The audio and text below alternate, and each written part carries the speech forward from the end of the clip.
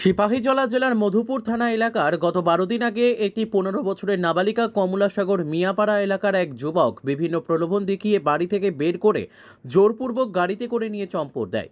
সেদিন রাত হয়ে গেলেও নাবালিকা মেয়েটি বাড়িতে ফিরে না আসায় তার পরিবারের লোকজন খোঁজাখুঁজি শুরু করে। সমস্ত জায়গায় খোঁজাখুঁজি করার পরেও কোনো সন্ধান না পেয়ে মধুপুর থানায় ওই যুবকের বিরুদ্ধে লিখিত অপহরণের মামলা দায়ের করেন। কিন্তু বেশ কিছুদিন হয়ে গেলেও পুলিশ নাবালিকা মেয়েটিকে খুঁজে বের করে আনতে পারেনি। নাবালিকা মেয়েটির পরিবার প্রতিনিয়ত পুলিশের সাথে যোগাযোগ রাখলেও মধুপুর থানার পুলিশের কোনো সক্রিয় ভূমিকা দেখা যায়নি নাবালিকা উদ্ধারের ঘটনায়। অবশেষে সোমবার দুপুরে নাবালিকা মেয়েটির পরিবার ও স্থানীয় একটি সংগঠন মধুপুর থানা ঘেরাও করে। এতদিন হয়ে গেলেও কেন নাবালিকা মেয়েটিকে উদ্ধার করতে সক্ষম হয়নি সেই জবাব চায় পুলিশের কাছে। অবশেষে মঙ্গলবার মিয়াপাড়া বর্ডার এলাকা থেকে গোপন খবরের ভিত্তিতে সেই মেয়েটিকে উদ্ধার করতে সক্ষম হয় পুলিশ। ঘটনায় মূল অভিযুক্তকে আটক করতে পারেনি পুলিশ। মঙ্গলবার সাংবাদিকদের মুখোমুখি হয়ে বিস্তারিত তুলে ধরেন মধুপুর থানার দায়িত্বপ্রাপ্ত আধিকারিক।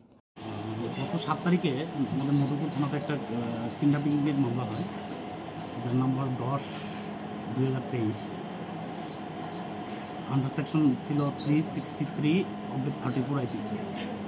তো আমাদের আনন্দ চৌমুনি বলে একটা জায়গা আছে, সেই জায়গা থেকে কার্তিক দেববর্মা নামে একজন লোক আমাদের কাছে একটা কমপ্লেন করে যে ওনার মেয়েকে সাব্বির আহমেদ মিয়াপাড়াতে বাড়ি এবং তার বাবা সহ কয়েকজন মিলে নাকি মুখ চাপা দিয়ে কিডন্যাপ করে নিয়ে গেছে।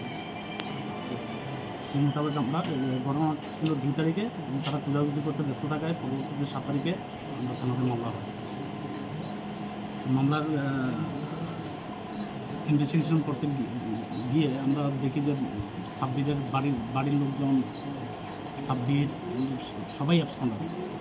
হ্যাঁ, দীর্ঘ প্রচেষ্টার পর আমরা বিভিন্ন অ্যাঙ্গেল থেকে খোঁজখবর নেওয়ার পরে, বিভিন্ন জনের সহায়তা নেওয়ার পরে আজকে আমাদের কাছে খবর আসে যে মিয়াপাড়ার বোর্ডারিং এলাকাতে তার বেলার সঙ্গে মেয়েটাকে দেখা গেছে। সেই মোতাবেক আমি যাই, আমার ইনভেস্টিগেশন অফিসার থ্রু গিয়ে সেখান থেকে আমরা মেয়েটাকে উদ্ধার করতে পারি।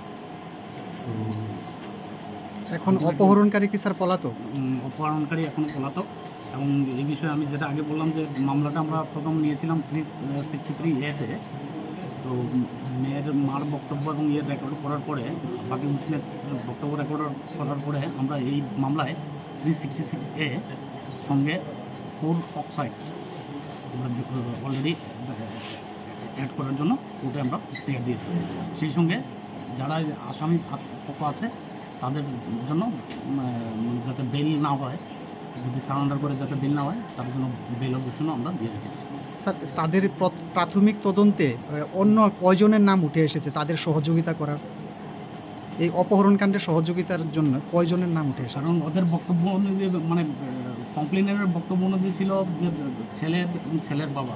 কিন্তু আপাতত আমি মেয়েকে যখন জিজ্ঞাসাবাদ করলাম আসার পরে, বাকিটা তো করবো বা জুডিশিয়াল স্টেটমেন্ট হবে ম্যাজিস্ট্রেটের সামনে, তার বিরুদ্ধে।